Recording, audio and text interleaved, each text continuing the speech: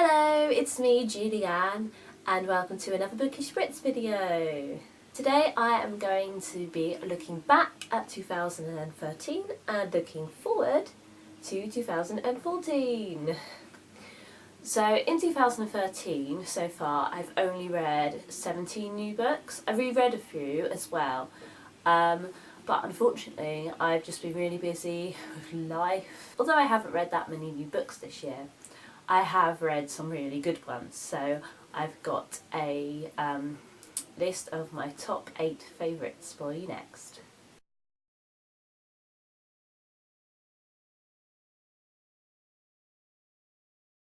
I don't know what to say about this book, which hasn't been said already. I just thought it was amazingly well written. The author described the emotional lives of the characters really well. They seemed completely genuine and honest and true, and I was just completely sucked into the story. I wanted to know more about every single character involved in the book, which is great because there are sequels featuring some of the other characters from Pushing the Limits, and I'm looking forward to reading them very much.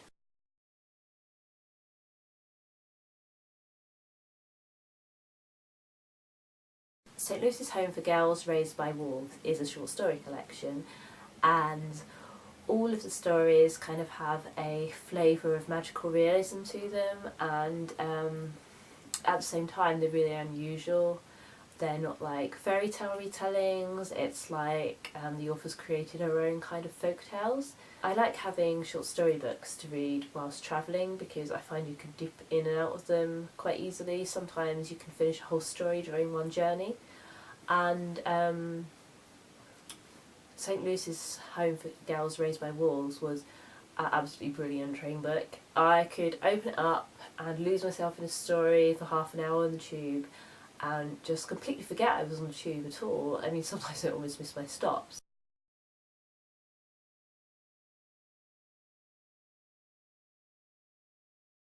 I liked Mockingjay.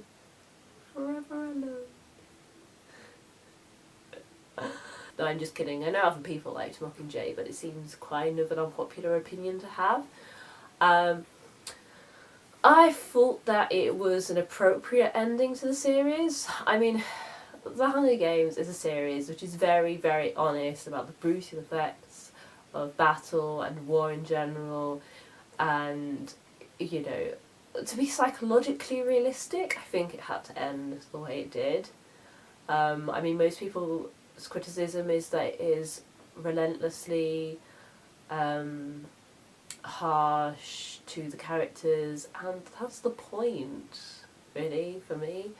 So I thought it was a really strong ending, and I felt like the author stayed true to the whole concept and the basic idea behind the series.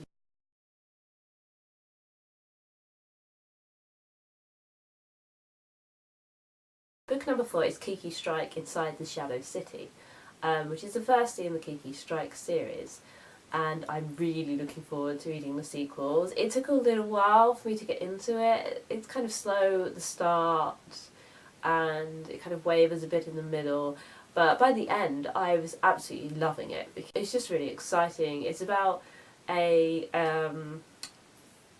group of renegade Girl Scouts who discover an underground city beneath New York, and they sort of have their own semi-criminal schemes, but also get embroiled in other people's genuinely criminal schemes, and it's just really fun. It's quite an unusual story and I really liked it.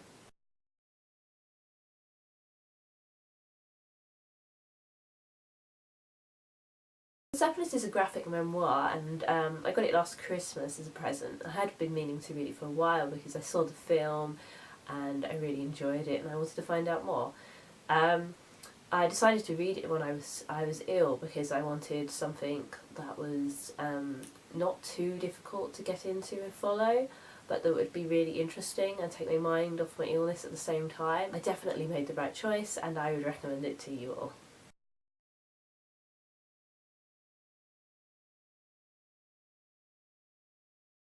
Book Book 6 is Speak, and it's actually the first one that I can show you my copy of, because I loved most of the other books so much that I lent them to friends, or they were borrowed from friends, or were library books, so I had to take them back and let other people read them. Anyway, back to Speak. I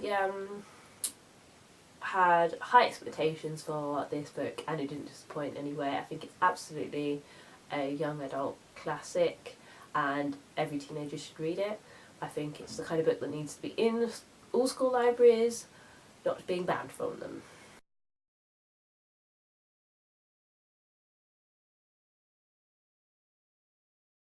Book 7 is Sunshine. Oh, Sunshine. So good.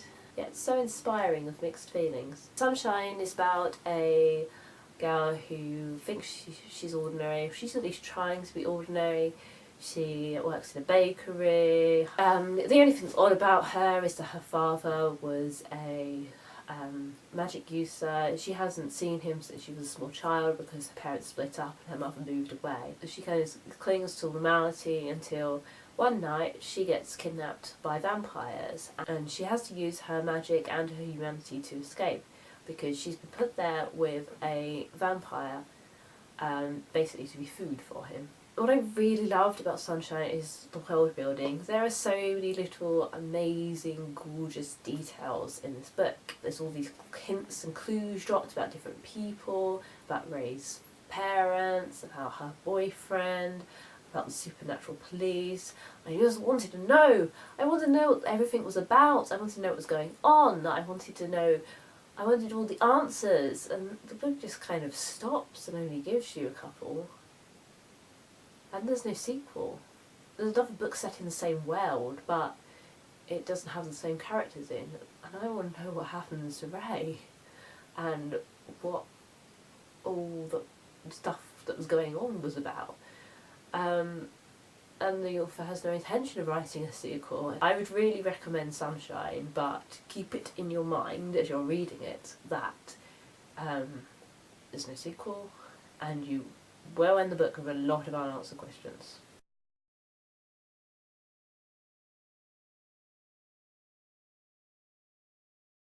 Finally, I loved reading this for the Bookish Brits book club.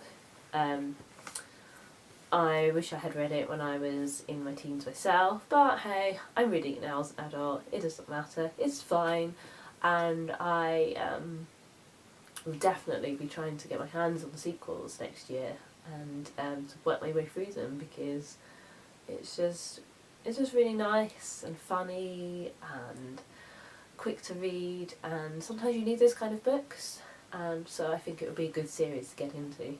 Looking forward to 2014. I have no idea why that's back and that's forward, but let's just go with it. Mostly I'm looking forward to reading a lot more next year. As I mentioned, I didn't get to read that much this year, but next year hopefully my life will be more settled and I will have more time to really dedicate myself to reading. Specifically, I'm looking forward to the new E. Lockhart book which is coming out. I've heard some great stuff about it on Twitter from American book bloggers who've got advanced reading copies of it. There's also going to be a new Sarah Manning book out, which I'm always excited about. There are quite a few events that I'm looking forward to. There's some book blogger stuff, and I'm also going to Nine Worlds, so really excited about those. And hopefully, most of all, I'll be getting my TBR pile down. Okay, so I'd love to know what you do with your books once you finish reading them. Are there any books by specific authors that you're looking forward to? And how many books did you read this year? Are you feeling good about it? Did you read more or less than you thought you would?